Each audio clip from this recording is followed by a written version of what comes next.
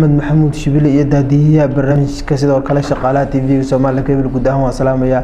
sheeqow waan xanuunsanahay mararka qaar baan tagay isbitaal waxaan mararka qaar aan tagaa dadka waxyaabaha sameeya boorka aan tagana waan ku caafimaado sheeqow arintaasi maxaa xal u ah maxaan sameeyaa maxaa igula talin lahayd aad u mahadsan tahay sheekh jazakallahu khairan alxamdulillah xaaladaha saas ee shakhsiga qiimeynta u baahan horta waxay ku fiican tahay qof culimo la joogo qofka arkay ku fiican tahay marka koowaad waxaan dhihi lahaa hadaad muqdisho joogto rag badan oo culimo jooga waxaa jooga sheekh Bashir Ahmed Salaad baa jooga waxaa jooga sheekh Nuur Baaruud baa jooga sheekh Ahmed Imaam baa jooga Shanu Ali Jaamac baa jooga sheekh Ahmed Yara jooga sheekh Dr. Umar Ali baa jooga rag badan oo culimo jooga sheekh Abdullah Faqiih sheekh Abdullah sheekh Nuur baa jooga rag badan oo culimo jooga waxaan marka koowaad ku talin lahaa qofkani xaaladiisa si shakhsi ah loo qiimeeyo raga culimada inuu u tago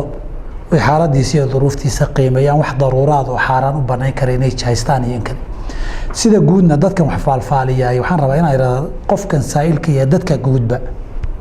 waxani waa jabhad wada shaqaysata jimbaal dadka loo diraya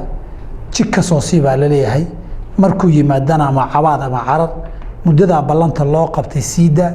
wixii la helana waxbaad ku leedahay ama wax kale aan ku fulinaya hadduu qofku labada wada shaqaysanaysa dhaxgalana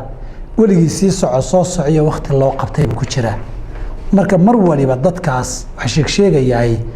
halka rasmiga ee caafimaadku iyaga ma maalmaha dil lagu daayo